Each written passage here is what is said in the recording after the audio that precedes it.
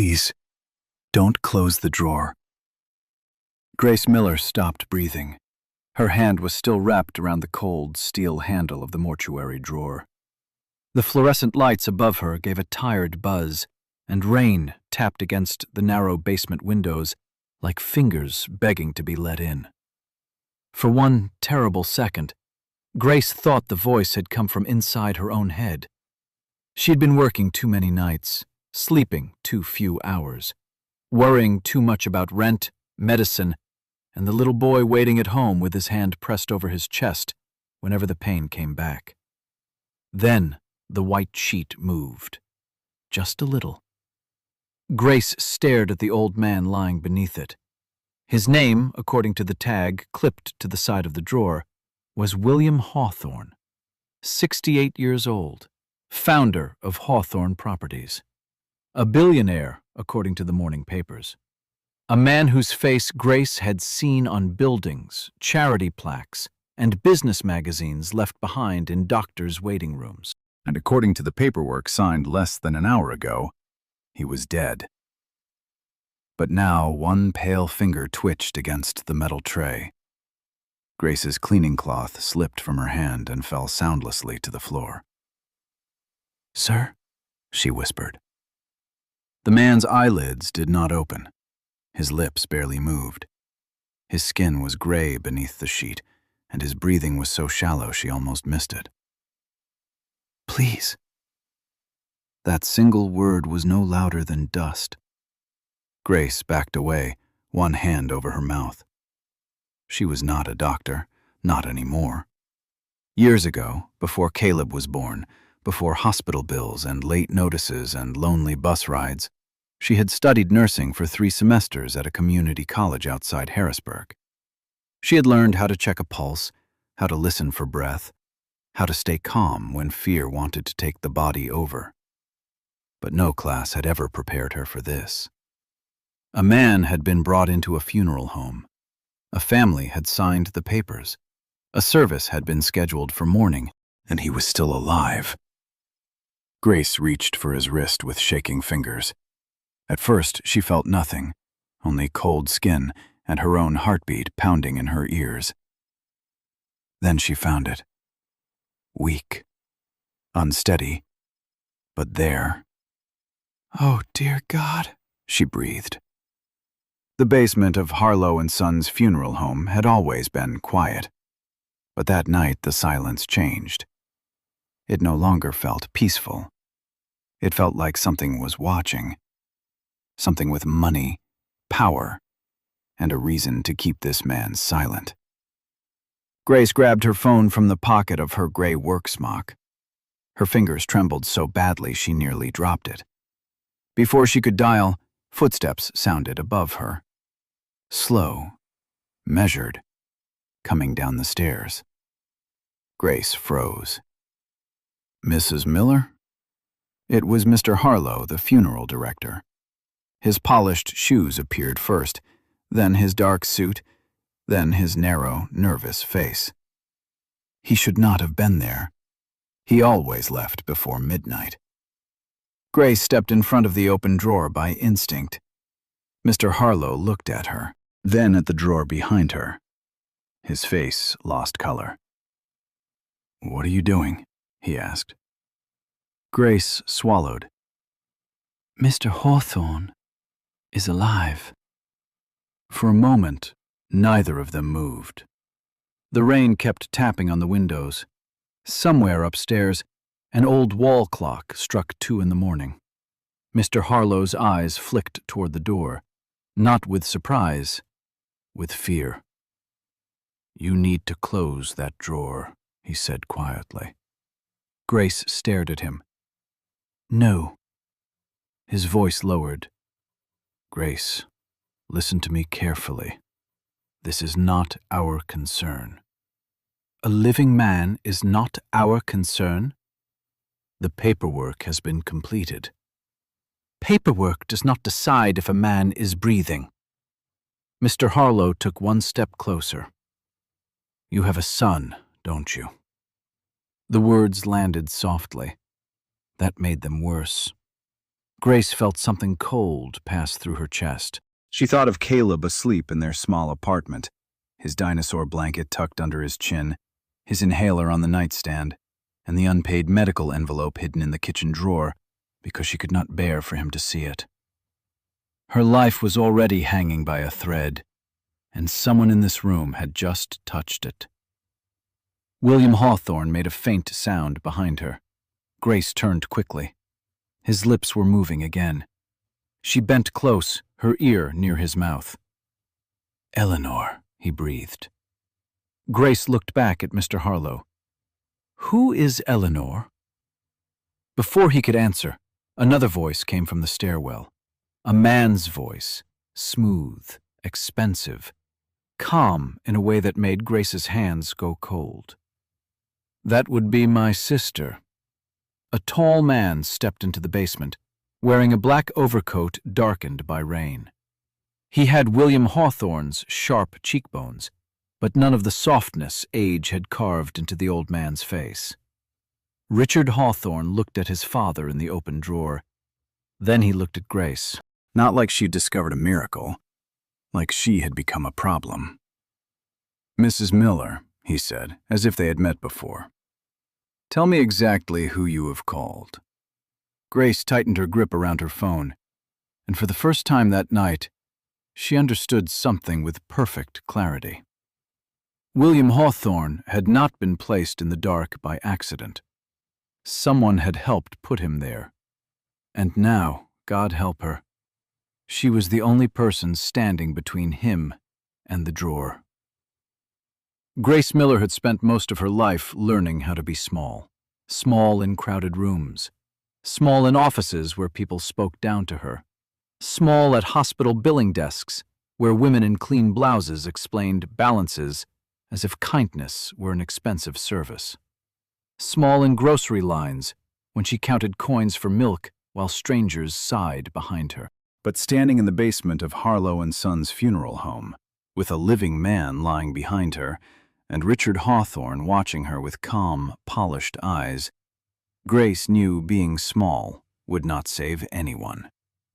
Not William Hawthorne, not Caleb, not herself. "I asked you a question," Richard said. His voice was gentle enough for a church hallway. That made it more frightening. Grace kept her phone pressed against her palm. "Your father needs an ambulance." "My father passed away this evening." "He has a pulse." Richard looked at Mr. Harlow. The funeral director's face shone with sweat beneath the fluorescent lights. He would not meet Grace's eyes. "Mr. Harlow," Richard said, "perhaps Mrs. Miller is tired." Grace felt anger rise through her fear. "I know what I felt." Richard took a slow step toward her. He was in his mid-40s, well-dressed, handsome in the cold way expensive things sometimes were. His black overcoat hung perfectly from his shoulders. His leather gloves were still on. Not a single part of him looked shocked to find his father breathing in a mortuary drawer. That was what frightened Grace most. A son should have run to his father. Richard only looked at the phone. "Give that to me." Grace shook her head. Mr. Harlow whispered, "Grace, please." "Please what?" she asked. "Pretend I didn't hear him. Pretend I didn't touch his wrist." Richard's mouth tightened. "You are a night cleaner. You are not a physician." "No, but I am not blind either." For the first time, something sharp passed through Richard's expression. It vanished almost at once. William made another faint sound. Grace turned back and saw his hand tremble beneath the sheet. She moved closer to him. Richard's voice hardened. "Step away from him."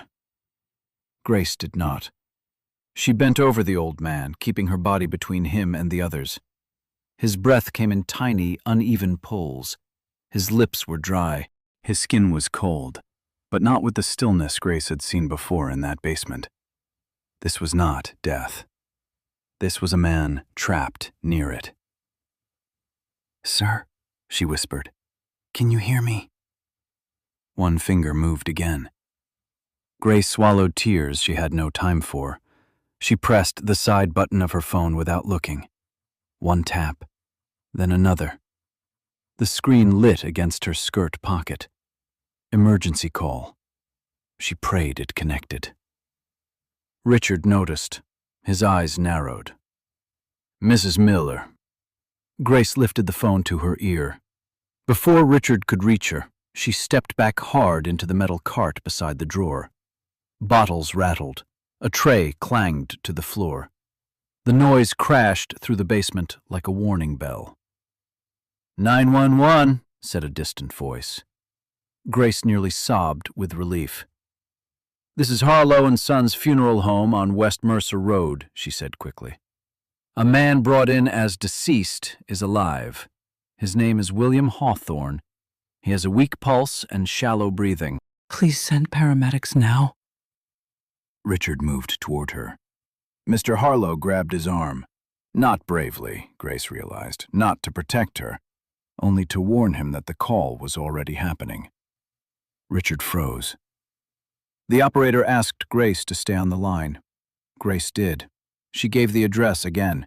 She described William's condition as best she could. Her voice shook, but her words did not break. When she ended the call, Richard was smiling faintly. It was not a pleasant smile. "You have no idea what you have done," he said.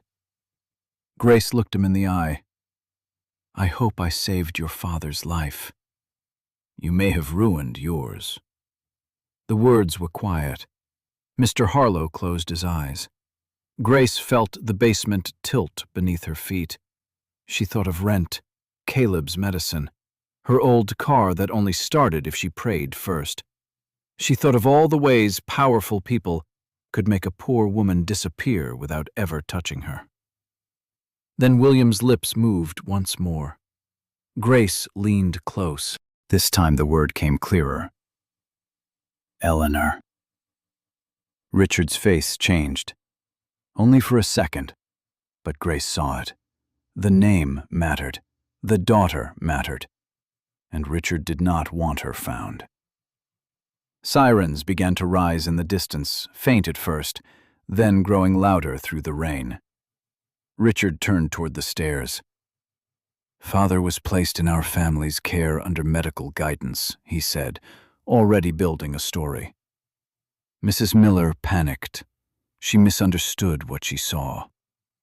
Grace held William's cold hand gently between both of hers. "No," she said. Richard looked back. Grace's voice was soft, but the old basement seemed to carry it. "I heard him ask me not to close the drawer." The sirens were close now. Red light flashed across the high windows like a heartbeat.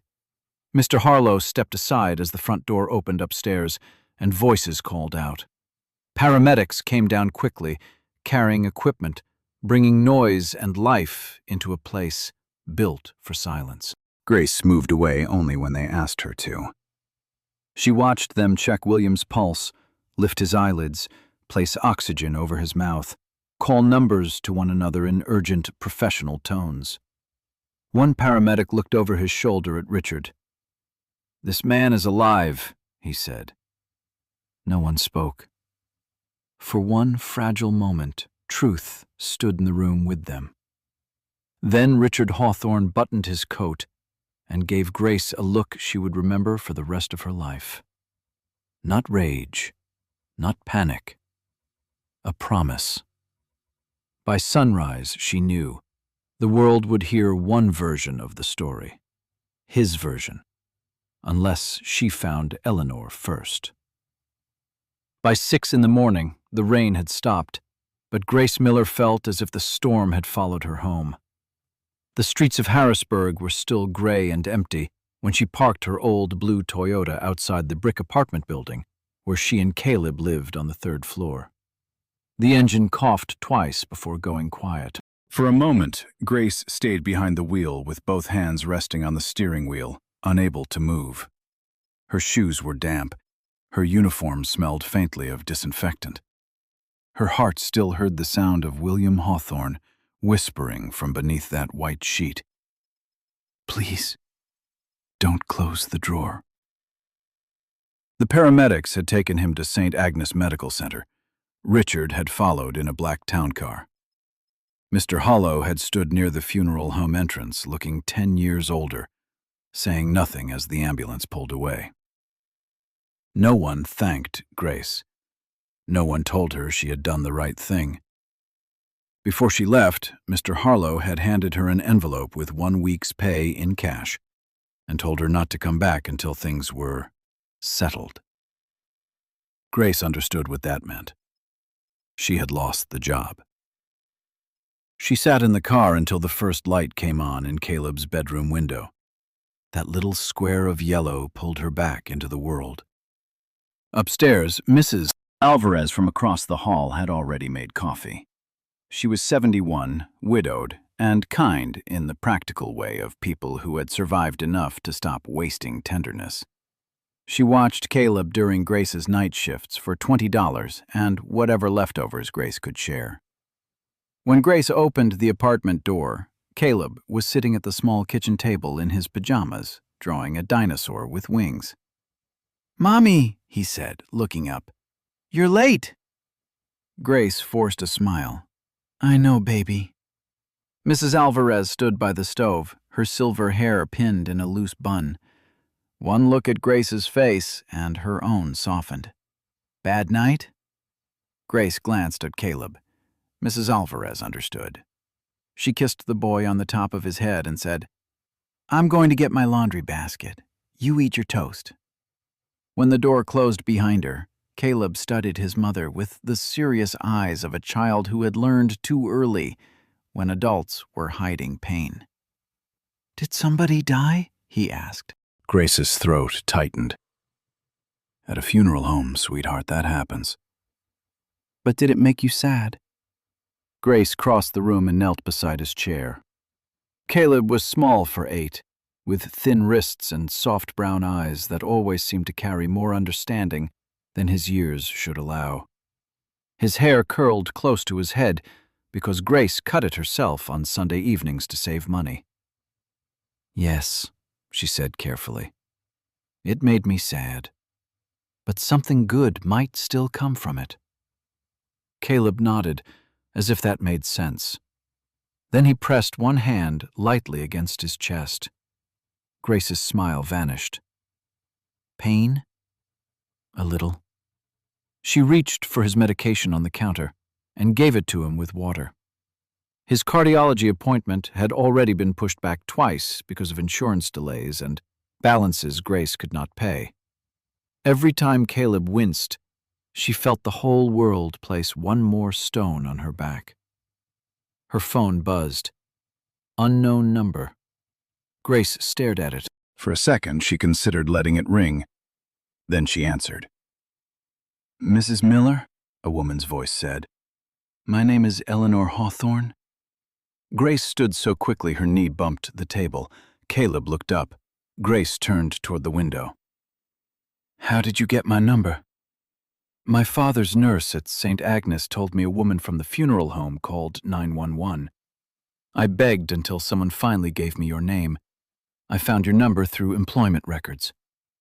Eleanor paused. Her voice trembled, but she was trying hard to remain composed. "Is it true?" Grace looked at Caleb's drawing. A dinosaur with wings. Something heavy trying to fly. "Yes," Grace said. "Your father was breathing." On the other end of the line, Eleanor made a sound that was almost a sob and almost a prayer. "Richard told me he died peacefully," she whispered. "He said there was nothing I could do." Grace closed her eyes.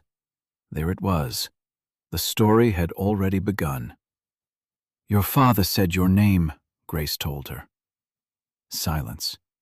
Then Eleanor asked, "He said my name?" "Twice." Grace heard Eleanor crying softly now, not loudly, not for sympathy, like someone who had been holding a broken cup for years and had finally felt the first drop spill over. "I need to see you," Eleanor said. "Today. Somewhere public. Richard cannot know." Grace looked toward Caleb. She thought of Mr. Harlow telling her to close the drawer, Richard asking who she had called, the week's pay in an envelope, the way powerful men could make decisions in rooms where women like her were never invited. "I have my son," Grace said, "and I don't have a job anymore." "I'm sorry," Eleanor said quickly. "Grace, I am so sorry. I can help." "No." The word came sharper than Grace intended. She softened it. "I don't want money for doing what anyone should have done." "I understand. Then let me at least tell you what is happening." Grace hesitated. Caleb watched her from the table. "Mommy?" he said quietly. "Is that the lady from The Good Thing?" Grace almost laughed, but it hurt too much. "Yes, baby," she said. "Maybe." They agreed to meet at a small church on Walnut Street at noon, where Eleanor said an old pastor knew her and could be trusted. After the call ended, Grace stood very still. Mrs. Alvarez returned with her empty laundry basket and found Grace staring at the wall. "What happened?" the old woman asked. Grace whispered, "The man's daughter called." Mrs. Alvarez crossed herself. Caleb slid down from his chair and hugged Grace around the waist. "Are you scared?" he asked. Grace rested her hand on his head. She wanted to say no. Mothers were always tempted to lie gently, to turn fear into something smaller before giving it to their children. But Caleb deserved truth wrapped in love. "Yes," Grace said. "I'm scared." He looked up at her. "Then don't go alone." At noon, Grace walked into the old church on Walnut Street with Caleb's hand in hers. Eleanor Hawthorne was sitting in the last pew. She was a slender, white woman in a navy coat, her blonde hair pulled back without care for elegance. She looked rich, Grace thought, but not untouched. Her eyes were swollen from crying. In her hands, she held a small photograph of a younger William Hawthorne standing beside a little girl on a horse. When Eleanor saw Grace, she rose. For a moment, neither woman spoke. Then Eleanor crossed the aisle and took Grace's hands in both of hers. "You brought my father back from the dead," she whispered. Grace looked toward the stained glass window, where morning light fell blue and gold across the floor. "No, ma'am," she said softly. "I only heard him in the dark." The old church on Walnut Street smelled of candle wax, rain-soaked coats, and polished wood. Grace sat in the last pew with Caleb close beside her, one hand resting lightly on his shoulder. Across from her, Eleanor Hawthorne held the photograph of her father so tightly the corner had bent beneath her thumb. For a while, no one spoke. Outside, traffic moved through the wet streets of Harrisburg. Inside, colored light from the stained glass windows fell across the floor in quiet pieces, blue and gold and red, as if the morning itself had been broken and laid carefully at their feet. Eleanor looked at Caleb first. "You must be Caleb," she said gently. Caleb nodded. "Yes, ma'am." "I'm Eleanor." "I know," he said. "My mom said your dad asked for you." Eleanor's face trembled. Grace placed a hand on Caleb's back. "Baby, why don't you sit by the window and finish your drawing?" Caleb understood more than Grace wished he did. He took his folded paper and pencil from his coat pocket and moved 3 pews away, close enough for Grace to see him, far enough for adults to speak in low voices. Eleanor watched him go. "He seems like a sweet boy."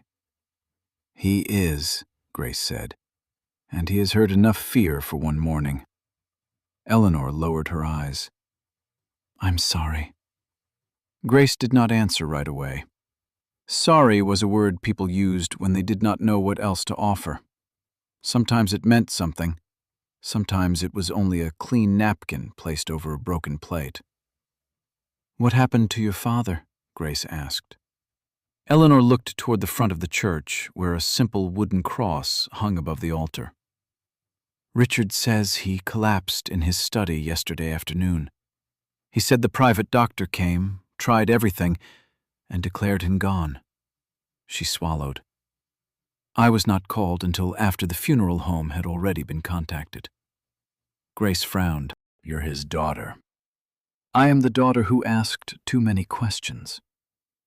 There was no bitterness in Eleanor's voice, only exhaustion.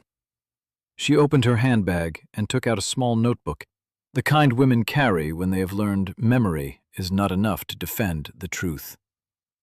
"My father and Richard have been fighting for months," she said, quietly, behind office doors. Richard wanted to sell a large part of Hawthorne properties to an investment group in Chicago. My father refused. Why? Because the sale would have closed several older housing communities, places with seniors, veterans, families who had lived there for years. Eleanor looked at Grace. "My father was not perfect. He built an empire, and empires always cast shadows. But in the last 10 years, he tried to repair what he could." Grace thought of the apartment building where she lived, the flickering hallway lights, the elevator that broke every other week. The notices slid beneath doors like thin knives. "Richard didn't care about those families," Eleanor continued. "Only the money." Grace's voice was quiet.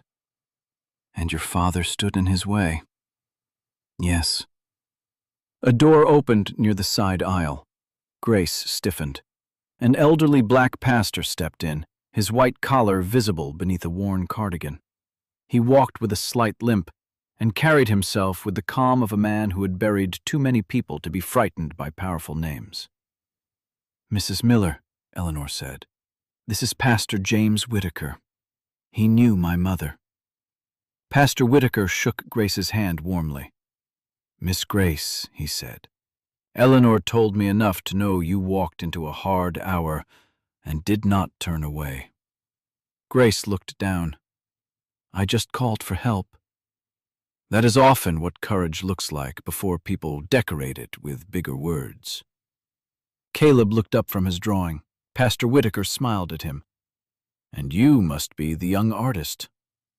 Caleb gave a shy nod. The pastor sat at the end of the pew, leaving space between everyone, as if he understood that trust needed room. Eleanor leaned forward. "Pastor, Richard will control the hospital room by now. He knows board members, attorneys, doctors. If Grace speaks publicly, he will call her confused, unstable, desperate for money." Grace felt heat rise in her face, because the words were not cruel. They were likely true. Pastor Whitaker turned to her. "Did you record anything?" Grace hesitated. Eleanor's eyes lifted. "I didn't mean to," Grace said. "When I called 911, I had my phone in my hand. Before that, when your father spoke the second time, I pressed record. I don't even know why." "May I hear it?" Eleanor asked. Grace took out her phone. Her thumb hovered over the screen for a moment. Then she played the recording. At first, there was only the low hum of the basement lights, a faint rattle of metal, Grace's own shaking breath. Then William Hawthorne's voice came through, thin as a thread. "Please." Eleanor covered her mouth. A few seconds later, the word came again. "Eleanor." The church seemed to grow smaller around them. Pastor Whitaker bowed his head. Eleanor wept silently. No dramatic sobs, no collapse.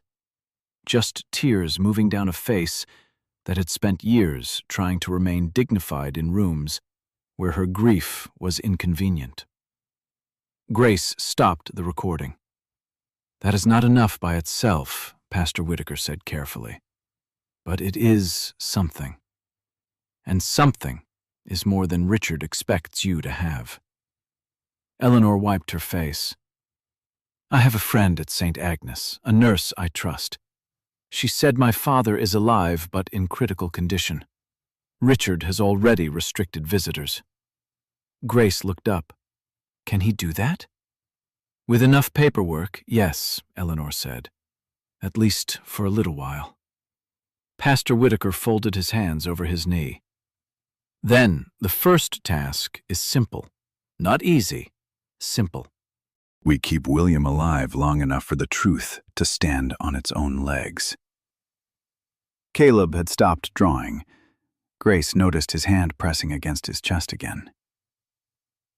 "Caleb?" she said. "I'm okay," he answered too quickly. He was not. Grace rose and went to him. His breathing was shallow, not dangerous yet, but tired. She knew the difference. She knew every shade of her son's discomfort the way some mothers know hymns by heart. Eleanor stood. "Does he need a doctor?"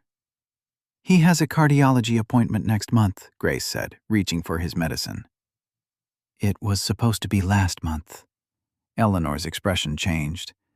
Not pity, recognition. The kind people have when they finally see the full weight someone else has been carrying quietly. "Grace," she said, "I know you don't want money. I respect that. But Richard threatened you because he knows where you are vulnerable. Let me make one thing clear.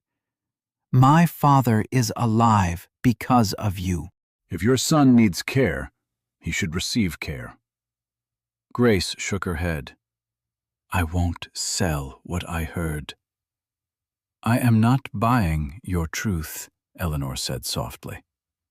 "I am standing beside the woman who protected my father when everyone else signed him away."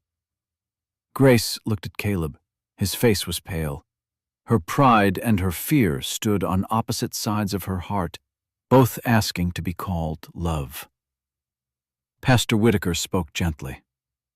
"Sometimes help is not a chain, Miss Grace. Sometimes it is a bridge." Grace closed her eyes. She had spent so long refusing charity from people who wanted to feel holy for an afternoon. But this did not feel like charity. It felt like two families caught in the same storm, holding one another upright until morning could decide what to do with them. "All right," Grace whispered, "but only for Caleb." Eleanor nodded. "Only for Caleb." Then her phone rang. She looked at the screen and went still. Grace saw the name. Richard. Eleanor let it ring once, twice. Then she answered and put it on speaker. Her brother's voice filled the back pew of the old church, smooth and cold. "Eleanor," he said, "I know you found the cleaner." For a moment, no one in the last pew breathed. Caleb's fingers tightened around Grace's hand. Pastor James Whitaker looked toward the church doors. Eleanor's face had gone pale, but she did not hang up. Something in her seemed to straighten quietly, like a candle refusing the wind. "Richard," she said, "you need to stop." There was a soft laugh on the other end. "I need to protect this family from confusion. Our father is alive. Our father is in a serious medical condition, and strangers are trying to turn a private matter into a public spectacle." Grace heard the word strangers and felt its weight. That was what people like Richard called anyone who stood outside their locked gates. Stranger, cleaner, problem, witness. Eleanor glanced at Grace, then said, "Grace Miller called 911 because Dad was breathing." "And I'm grateful for her concern," Richard replied, "truly. But concern becomes trouble when people start imagining darker things." Pastor Whitaker leaned closer to the phone. "Mr. Hawthorne, this is Pastor James Whitaker." A pause. "Pastor," Richard said, I did not realize Eleanor had brought this into a church. Sometimes a church is where frightened people remember the truth still has a home. Richard's voice cooled. How poetic. Half sad, the pastor answered, that you heard poetry instead of warning. Grace looked at him with surprise. The old man's voice had not risen, yet the room seemed to gather around it. Richard said nothing for several seconds. Then he spoke again, this time not to the pastor, not to Eleanor, but to Grace. Mrs. Miller, I know about your son's medical bills. I know about the rent notice on your door. I know Harlow and Sons will no longer employ you. You are standing at the edge of a difficult month. I can make that month easier. Grace closed her eyes. There it was, the soft hand before the fist. I am not asking for anything, she said. I know, Richard replied. That is why I am offering. A settlement for distress, a better apartment, medical coverage for your child. No questions, no courtrooms, no newspapers twisting your name into a headline. Caleb looked up at her. Grace could almost feel the life Richard was describing. A clean apartment where the windows shut properly, medicine picked up on time, a doctor who would not delay Caleb's care because a balance sat unpaid. Nights where Grace did not scrub floors while her son slept under someone else's supervision. For one aching second, temptation did not feel like greed. It felt like rest. Then she remembered William Hawthorne's voice beneath the sheet. Please, don't close the drawer. Grace opened her eyes. Your father asked for Eleanor, she said. Not you. The silence on the line changed. Eleanor looked down, tears returning to her eyes. Richard's answer came softly. Be careful, Mrs. Miller. Good mothers know how to protect their children from unnecessary trouble. Grace's fear rose so sharply she felt it in her throat. Pastor Whitaker reached over and ended the call. The quiet afterward felt enormous. Caleb's small voice broke it. Mommy, is that man going to hurt us? Grace knelt in front of him at once. He is trying to scare us, she said, but we are not alone. Caleb looked from Pastor Whitaker to Eleanor. Because of them? Grace brushed a curl from his forehead. Because of them, and because we are going to be careful. Eleanor stood abruptly. I have to get to the hospital. Pastor Whitaker shook his head. Not alone. I can't sit here while Richard controls who sees my father. You won't, he said. But you will not walk into his room without a witness. Grace stood. I'll go. Eleanor turned to her. Grace, you have already done enough. No, Grace said quietly. I have done the first thing. That is not the same as enough. Pastor Whitaker studied her for a long moment, then nodded. Within 30 minutes, Caleb was safely across the hall with Mrs. Alvarez, who listened to the story with one hand pressed to her heart and then locked the apartment door twice. Eleanor arranged for a trusted clinic connected to St. Agnes to see Caleb later that afternoon. Grace argued until Mrs. Alvarez put both hands on her shoulders and said, Child, let the bridge hold you for one day. By noon, Grace, Eleanor, and Pastor Whitaker entered St. Agnes Medical Center through a side entrance near the chapel. Hospitals had a smell Grace knew too well. Antiseptic, coffee, fear, and tired hope. The sound of wheels on polished floors made Caleb's past appointments rise in her memory. Waiting rooms, forms, apologies. The quiet shame of asking whether payment plans were available. Eleanor led them to the intensive care floor. A nurse in blue scrubs met them near the elevators. She was in her 50s, with kind eyes behind square glasses. Eleanor, she whispered, You shouldn't be here. I know. How is he? The nurse looked over both shoulders. Alive. Weak, but alive. He responded to pain earlier. His breathing is assisted. Richard has 2 private security men outside the room. Can I see him? The nurse hesitated. 5 minutes. Chapel hallway door. No scene. Grace followed without speaking. Every step felt like stepping deeper into Richard's world, where doors opened only for the right names and closed quietly on everyone else. They reached a narrow hallway behind the ICU. Through a small glass panel, Grace saw William Hawthorne. He looked smaller than he had in the drawer. Tubes rested near his face. A monitor traced his fragile heartbeat in green light. His silver hair lay flat against the pillow.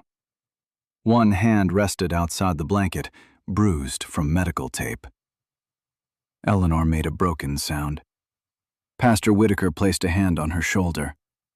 The nurse opened the door just enough. Eleanor stepped inside first. Grace remained near the wall, unsure whether she belonged in such intimate grief. Then William's fingers moved. Once, twice. The nurse froze. Eleanor leaned over him. Daddy? His eyelids trembled but did not open. His hand shifted again, weakly, toward the doorway, toward Grace. The nurse looked at her. Come here.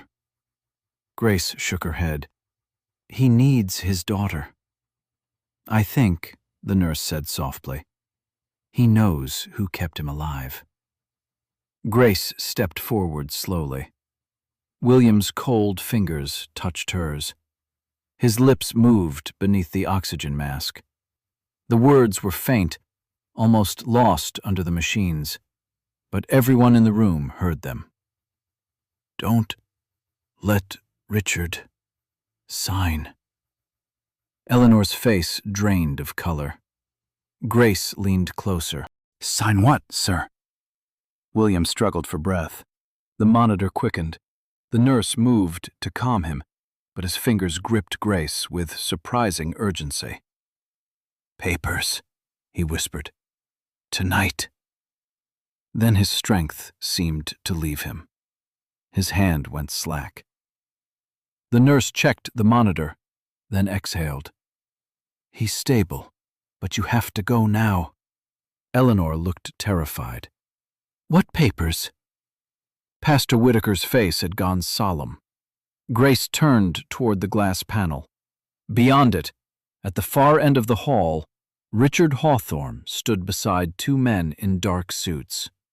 He was looking straight at her, and in his hand was a leather folder. Richard Hawthorne did not hurry. That frightened Grace more than if he had run toward them. He stood at the far end of the ICU hallway with the leather folder tucked under one arm, his black suit sharp beneath the hospital lights. The 2 men beside him were not hospital staff. They had the still posture of private security, their eyes moving over Grace, Eleanor, and Pastor Whitaker, as if measuring how much trouble 3 ordinary people could cause. Grace stepped back from the small glass panel. Inside William's room, the monitors kept their steady rhythm. Beep, beep, beep. A sound so small, yet it held an empire in place. Eleanor wiped her eyes quickly, but the fear on her face had changed into something clearer. Her father's words had given her a direction. Don't let Richard sign. What papers? Grace whispered. Eleanor shook her head. I don't know. Pastor Whitaker looked toward Richard. Then we had better find out before the sun goes down. The nurse who had let them in closed William's door gently. Her name badge read Margaret Ellis. She folded her arms, not with anger, but with the worry of someone who had already risked too much. You need to leave, Nurse Ellis said quietly. If Richard sees me with you, I may not be able to help again. Eleanor caught her hand. Margaret, please. Did anyone bring legal documents? Nurse Ellis hesitated. That hesitation was an answer. A hospital administrator came up 20 minutes ago, she said. And a man I didn't know. Expensive briefcase. Richard said it was family business. Eleanor's voice thinned. Family business? They asked whether your father could make a mark on a document if medically witnessed. Grace felt cold move across her arms. A mark? She said. Nurse Ellis looked at her. Sometimes a patient who cannot speak can still acknowledge something with a hand movement. But in this condition, she glanced toward William's room. It would be wrong. He is too weak, too unclear, and heavily medicated. Pastor Whitaker's jaw tightened. Wrong things are often given polite names in expensive hallways. From the corner of her eye, Grace saw Richard begin walking toward them. Eleanor turned to Pastor Whitaker. If those papers transfer control of the company, Richard could move before anyone stops him. Call your lawyer, Grace said. I don't have one I trust. The admission hurt more than Eleanor seemed to expect. Rich people, Grace had thought, always had names to call, offices to enter, doors that opened. But Eleanor stood there looking as alone as Grace had felt in hospital billing rooms, only dressed better. Pastor Whitaker took out his phone. I know an attorney, retired now mostly, Miriam Voss. She served on the State Ethics Board years ago. She knew your mother. Eleanor nodded quickly. Call her. Richard was close enough now for Grace to hear the faint sound of his shoes on the polished floor. Nurse Ellis stepped away at once. Eleanor, Richard said, his voice smooth. This is disappointing. Eleanor faced him. What is in the folder? Our father's affairs. Our father is alive. And gravely ill, Richard replied. Which is precisely why decisions must be made. Grace watched his hands. Calm hands. Clean hands. Hands that had perhaps signed papers without ever touching the people those papers hurt. William's voice came back to her. Papers. Tonight. Eleanor held out her hand. Let me see them. Richard gave a small smile. You gave up the right to be involved when you walked away from the company. I walked away because I refused to help you sell homes out from under elderly tenants. The two security men exchanged a glance. Richard's smile faded. Careful. No, Eleanor said. Her voice shook, but it did not break. I have been careful for 3 years. I have been quiet at dinners, polite at board meetings, and absent when you wanted me absent. But Dad asked for me. Not you. Me. For the first time, Grace saw anger crack Richard's polished face. Then he looked at Grace. Mrs. Miller, he said, you truly do have a gift for appearing where you do not belong. Grace's hands trembled. She pressed them together so he would not see. I belonged in that basement when your father needed help. You belonged there as an employee, nothing more. Pastor Whitaker stepped beside her. A human being is always more than what a payroll record says. Richard looked at the pastor as if brushing lint from a sleeve. This is a hospital, Pastor, not a Sunday sermon. Good, Pastor Whitaker replied. Then maybe the truth will sound unfamiliar enough to get your attention. Richard's eyes cooled. Before he could answer, a woman's voice called from the elevator. Richard Hawthorne? Everyone turned. An elderly white woman stepped into the corridor with a cane in one hand and a leather satchel in the other.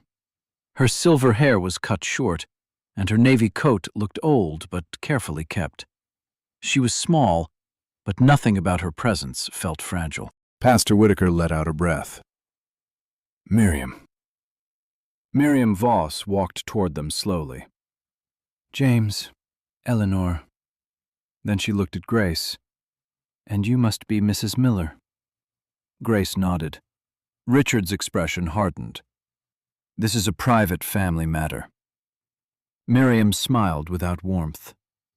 "Those are often the matters that need witnesses most."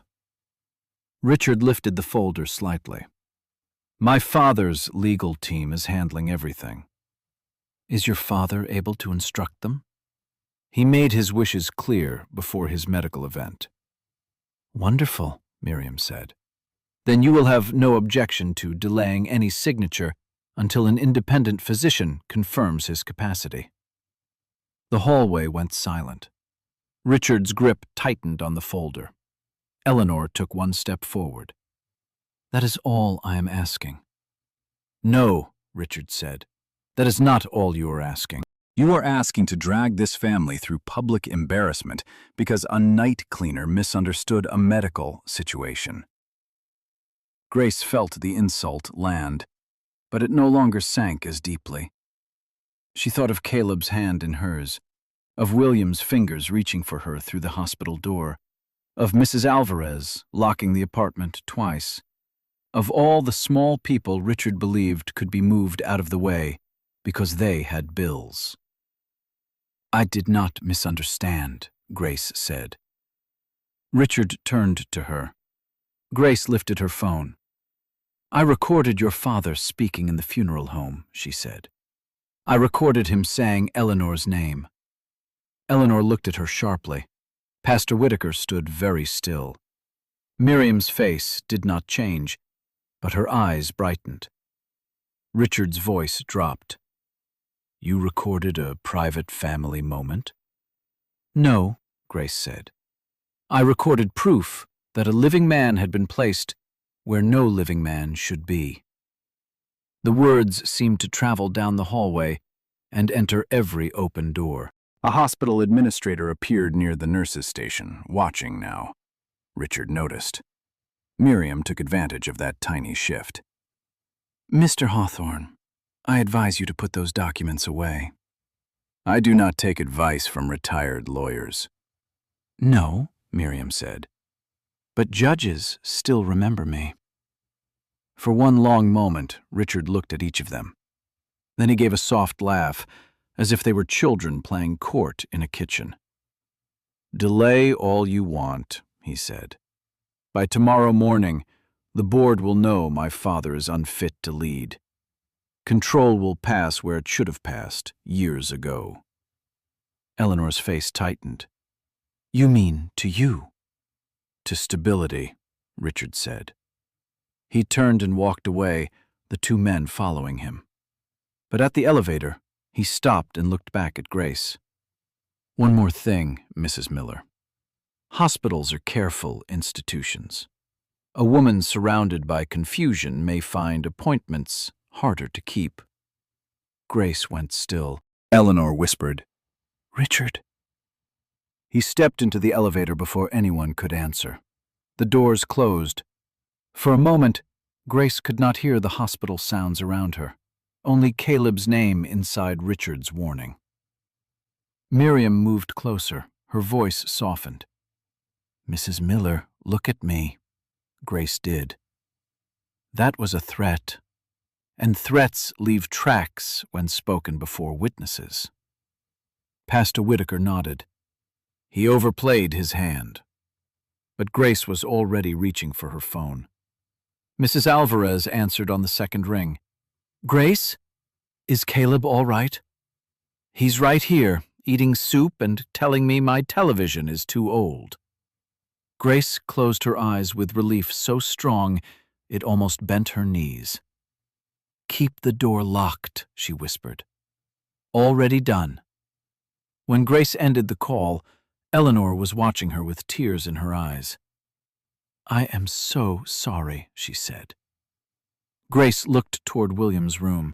The old man had been rich enough to build towers, but not rich enough to keep betrayal from entering his own house.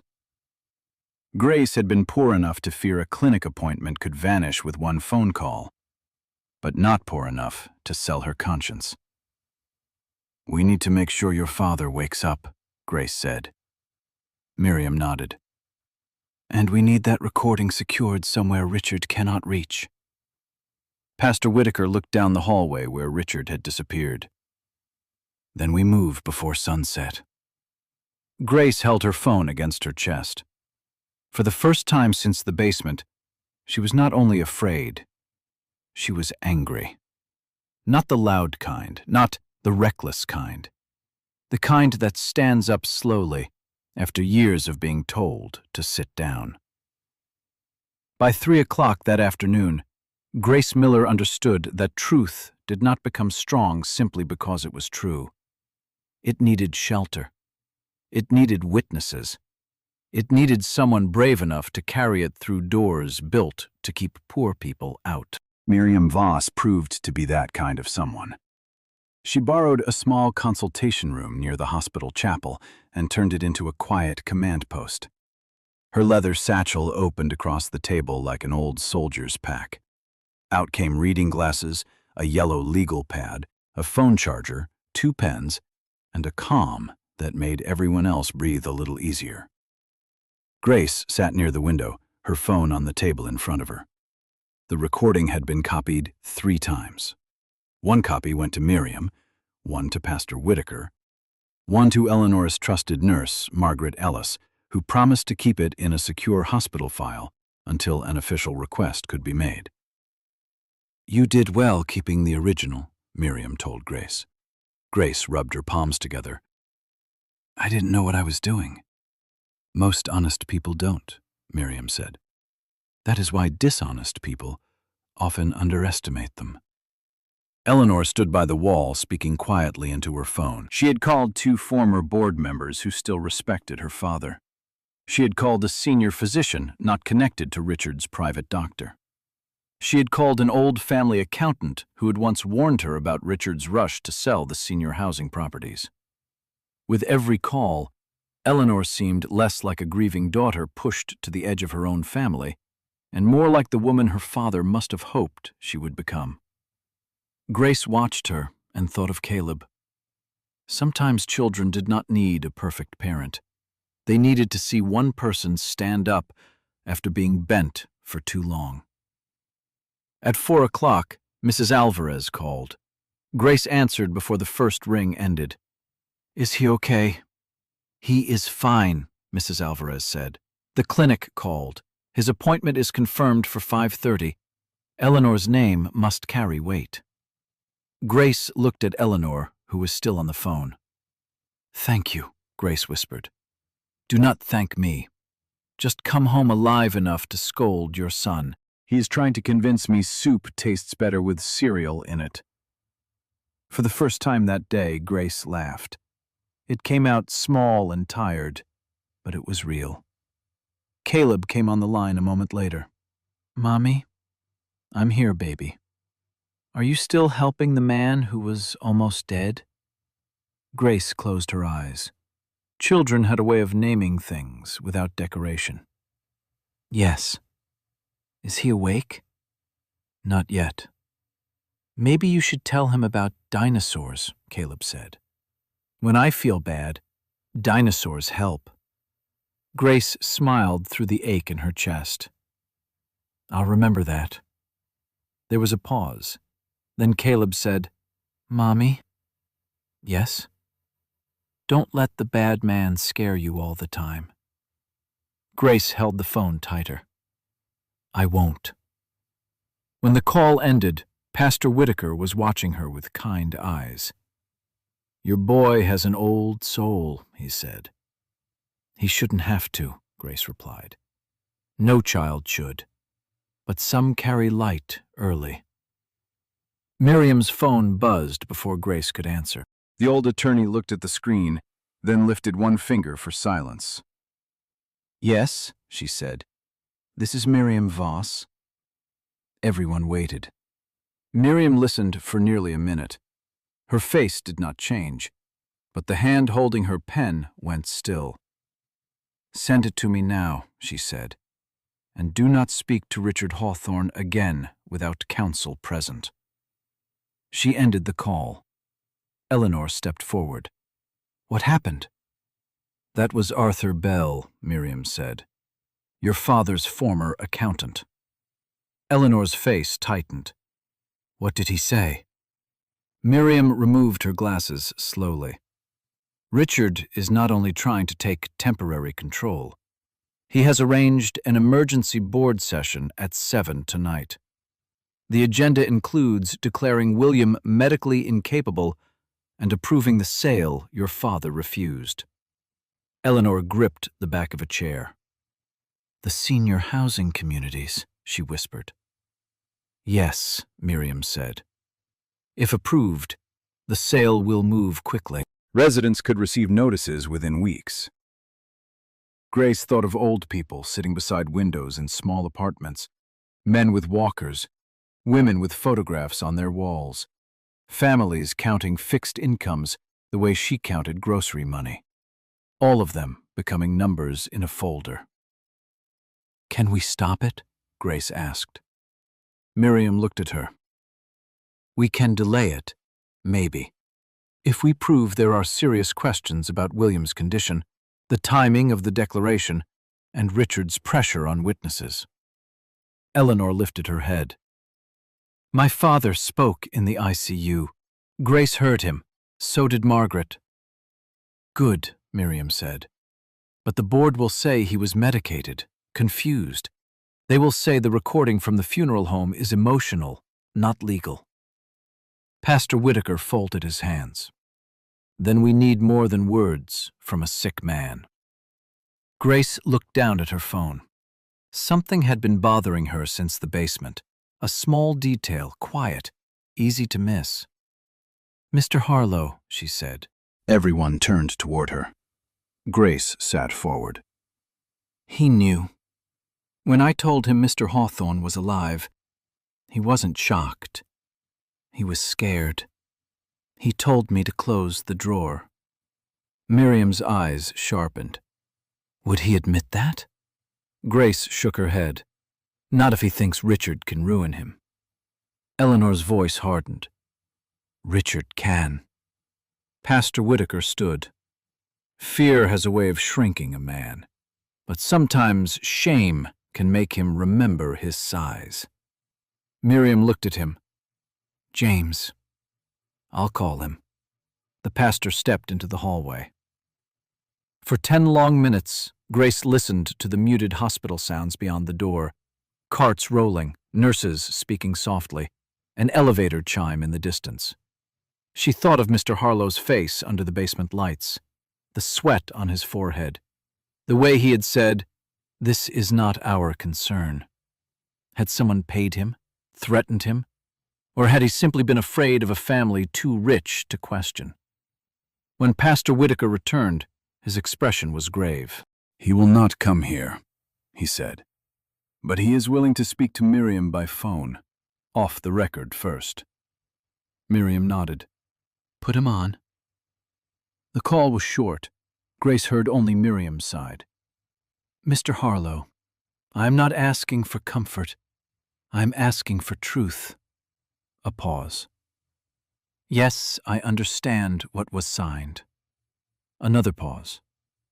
No, sir. A signature does not turn breath into death. Miriam listened. Then she looked up. Who instructed you to move quickly? The room seemed to tighten around the silence that followed. Miriam's face changed. Not much. Enough. Thank you, she said. Send me the message, now. She ended the call. Eleanor could barely speak. Well? Miriam looked at each of them. Richard's office sent written instructions to bypass the usual waiting period and prepare the body before morning. Harlow still has the message. Grace felt the air leave her lungs. Pastor Whitaker closed his eyes. Lord have mercy. Miriam was already writing. That message, Grace's recording, the 911 call, Nurse Ellis' statement, and Richard's warning in front of witnesses may be enough to stop the board from acting tonight. Maybe? Eleanor asked. Miriam looked at her gently. Truth is not a hammer, child. It is a seed. We still have to get it into the room. At 6:15, they prepared for the meeting.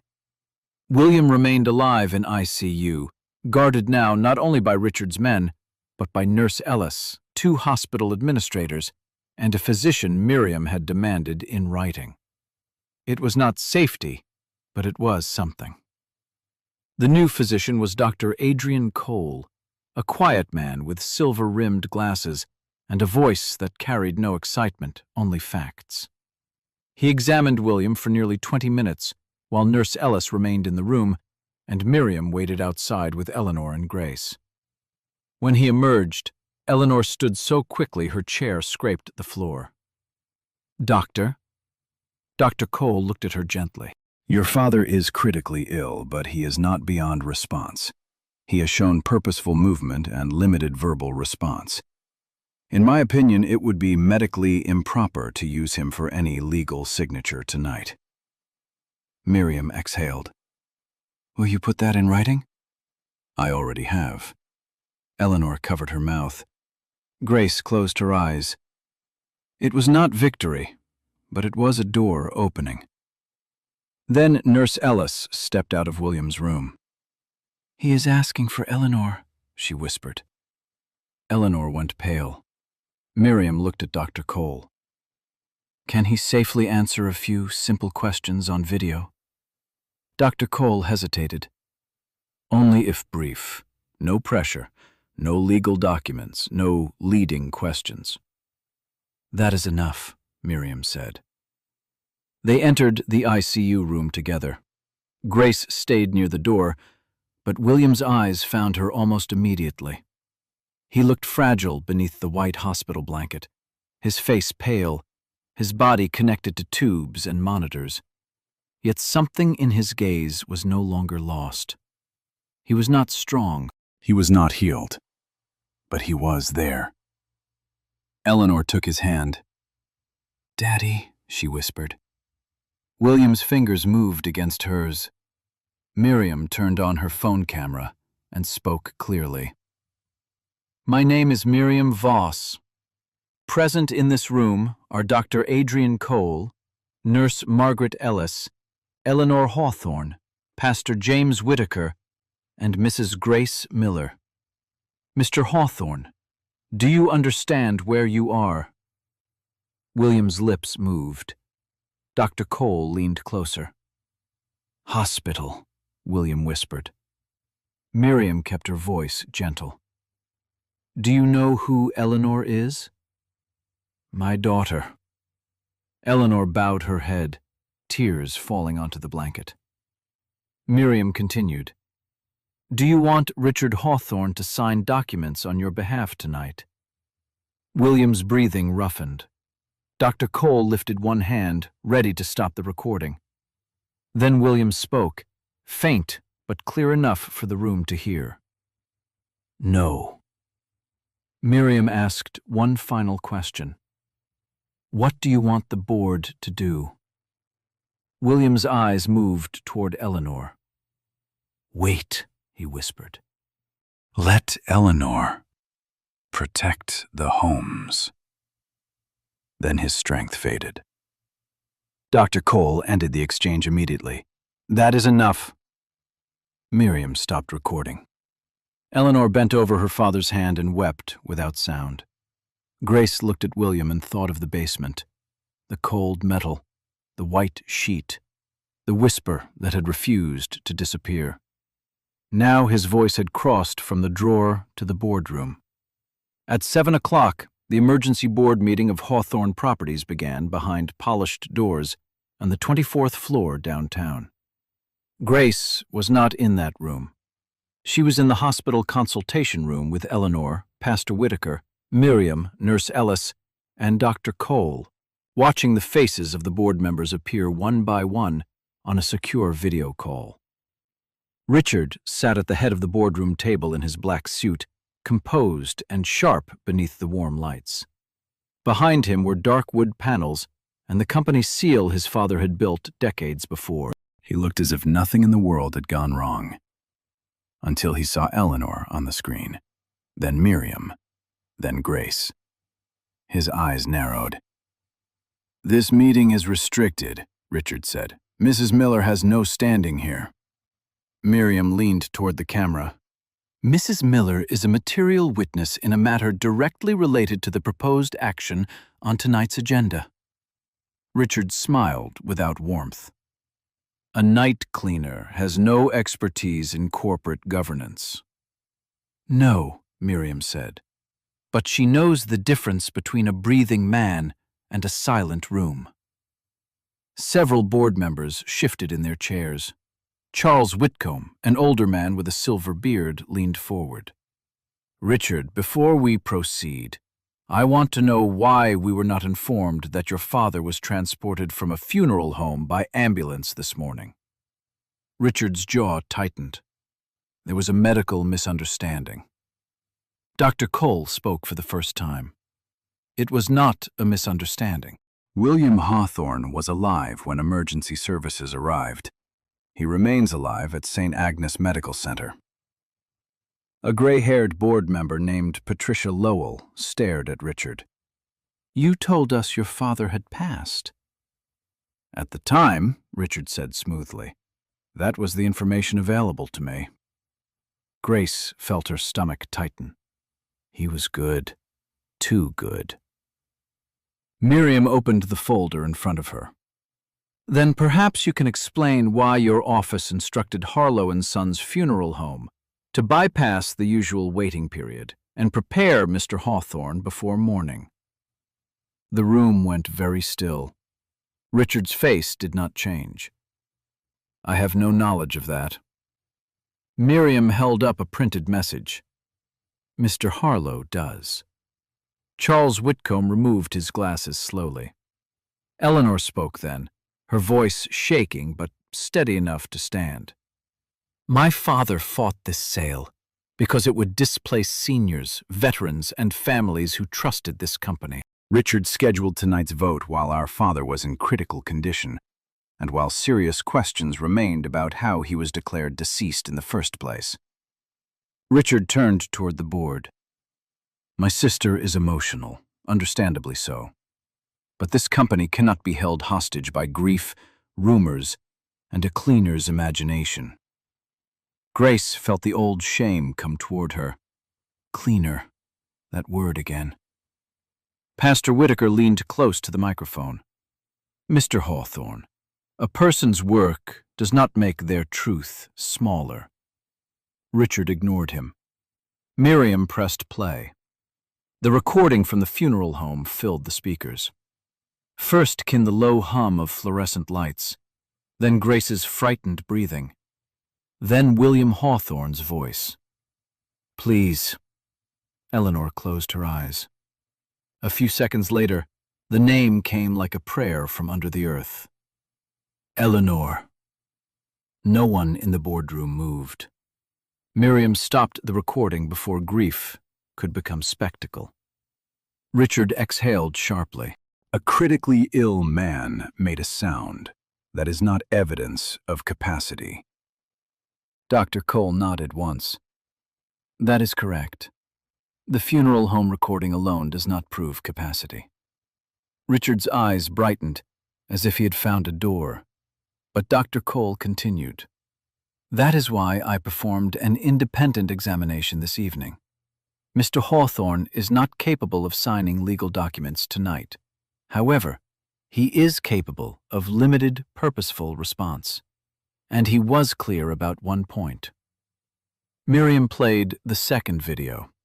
William appeared on screen, pale and fragile in his ICU bed. No dramatic lighting, no music, no performance. Just an old man fighting his way back through breath and pain. Miriam's recorded voice asked, "Do you want Richard Hawthorne to sign documents on your behalf tonight?" William's answer came faint, but unmistakable.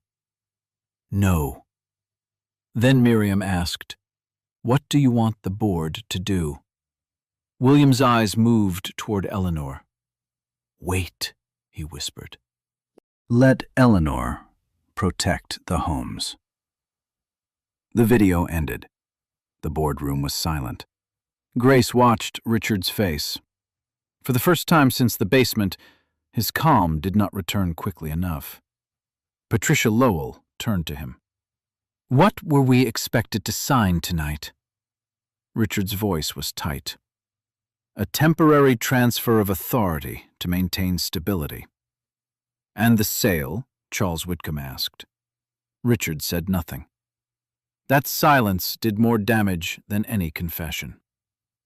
Miriam looked at the board members. No responsible board can proceed under these circumstances. All corporate action involving William Hawthorne's authority should be frozen until a court or qualified medical panel confirms his status. Any attempt to proceed tonight will be challenged immediately. Patricia Lowell nodded. "I move to suspend tonight's meeting." Charles Whitcomb raised his hand. "Seconded." One by one, the board members agreed. Richard looked from one face to another and seemed, for the first time that night, to understand that money could open many doors, but not all hearts. Eleanor bowed her head. Grace felt her knees weaken. It was not over, but the drawer had not closed. The meeting was suspended. Independent oversight was ordered. The sale was frozen. Richard remained seated at the head of the table after everyone else began to leave. His eyes stayed fixed on the screen, not on Miriam, not on Eleanor, but on Grace. "You should have taken the apartment," he said softly. Miriam reached toward the laptop, but Grace lifted a hand. For once, she wanted to answer for herself. "No," Grace said. "I should have called sooner." Richard's face hardened. Then the screen went dark. For several seconds, no one spoke in the consultation room. Then Eleanor turned to Grace and took both her hands. "You saved him twice," she whispered. Grace shook her head. "No, he saved himself the second time. I just didn't let anyone bury his voice." Pastor Whitaker bowed his head. Miriam removed her glasses and wiped them slowly. Nurse Ellis leaned against the wall, tears in her eyes. Dr. Cole checked his watch, cleared his throat, and said, "Mr. Hawthorne needs rest. And, I believe, so do all of you." Grace almost laughed. Rest. She remembered what that word had sounded like when Richard offered it wrapped in a bribe. Now it sounded different. Not like surrender. Like mercy. Before Grace left the hospital that night, Eleanor walked her to the entrance. The rain had stopped. The city lights of Harrisburg shimmered on the wet pavement, turning every puddle into a small, trembling star. "I don't know how to thank you," Eleanor said. Grace pulled her coat tighter. "You already helped Caleb. That was not payment." "I know." Eleanor looked relieved that Grace understood. Then she took a folded paper from her handbag. "This is the name of the cardiologist." His office confirmed the appointment for tomorrow morning. No bills tonight, no delays. We will handle it through the Foundation's emergency care program. Miriam made sure everything is written properly. Grace stared at the paper. For a moment, all the strength she had used that day seemed to leave her at once. She covered her mouth. Eleanor's own eyes filled. "Only for Caleb," she said. Grace nodded. "Only for Caleb." When Grace returned home, Caleb was awake on the sofa under his dinosaur blanket, though Mrs. Alvarez had clearly tried to make him sleep. He sat up as soon as he saw her. "Mommy?" Grace crossed the room and folded him into her arms. "I'm here."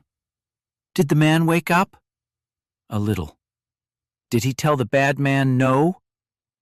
Grace pulled back and looked at her son's face. Somehow, 8-year-old children understood the shape of justice better than many grown men. "Yes," she said softly. "He did." Caleb smiled. "Good." Then he handed her a drawing. It was a dinosaur with wings, standing beside a hospital bed. In the bed lay an old man. Beside him stood a woman in a gray cleaning uniform holding a flashlight. At the top, in careful child letters, Caleb had written, "Do not close the drawer." Grace held the paper against her heart, and for the first time that day, she let herself cry. 3 months later, Grace Miller no longer worked nights at Harlow & Sons Funeral Home. Mr. Harlow had sent a letter of apology 2 weeks after the board meeting. It was not long, it was not elegant, but it was honest. "I was afraid," he wrote. "That is not an excuse. It is only the truth. You did what I should have done." Grace read the letter twice, then placed it in a drawer. Not the kind that closed on people. The kind that held lessons. Richard Hawthorne stepped away from the company pending investigation. The private doctor who had signed William's paperwork faced a formal review. The sale of the senior housing communities was canceled. Eleanor became acting chair of Hawthorne Properties, while William recovered slowly at home. Her first policy was not grand. It did not make headlines. It required tenant advocates to be present before any major housing decision could be approved. Pastor Whitaker agreed to serve on the advisory council, though he warned them he would be a very inconvenient old man. Miriam Voss returned to retirement, which seemed to mean answering more phone calls than ever. As for Grace, she returned to nursing classes part-time through a scholarship William Hawthorne arranged through a local foundation. She accepted it only after Miriam showed her the paperwork and proved it came with no strings, no favors, and no ownership of her story. Caleb saw a cardiologist within 2 weeks.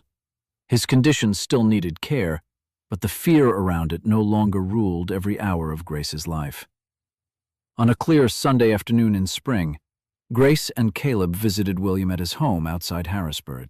He sat in a garden chair beneath a white oak tree, thinner now, but warmer somehow, as if nearly losing everything had burned away the parts of him that no longer mattered. Caleb brought him a new drawing. This one showed a dinosaur standing beside a big house, a church, a hospital, and a woman holding a flashlight. William studied it carefully. "What is this one called?" he asked. Caleb smiled. "The night my mom found the light." Grace looked away, blinking fast. William reached for her hand. "Mrs. Miller," he said, "I spent my life building rooms with locks on them. You reminded me the most important doors must open from the inside." Grace sat beside him, feeling the sun on her face. For the first time in years, she was not counting hours until the next bill, the next shift, the next fear. She was simply breathing. Caleb ran across the grass, laughing as spring wind lifted the corners of his drawing. William watched him and smiled. "Your boy has wings," he said. Grace's voice softened. "He always did. I was just afraid the world would not let him use them." William looked toward the sky, where the afternoon light moved through the oak leaves like quiet mercy. "And we had better make the world kinder," he said. Grace thought of the basement, the drawer, the whisper, the cold hand reaching from the edge of silence, and she understood that sometimes a life changes not when a miracle arrives, but when an ordinary person refuses to walk past one. That night, when Caleb asked if she had been scared, Grace kissed his forehead and told him the truth. "Yes, baby," she said. "I was scared." He looked up at her. "But you still helped." Grace smiled. "Yes," she whispered, "because sometimes God puts you in the dark so you can hear someone who still needs the light."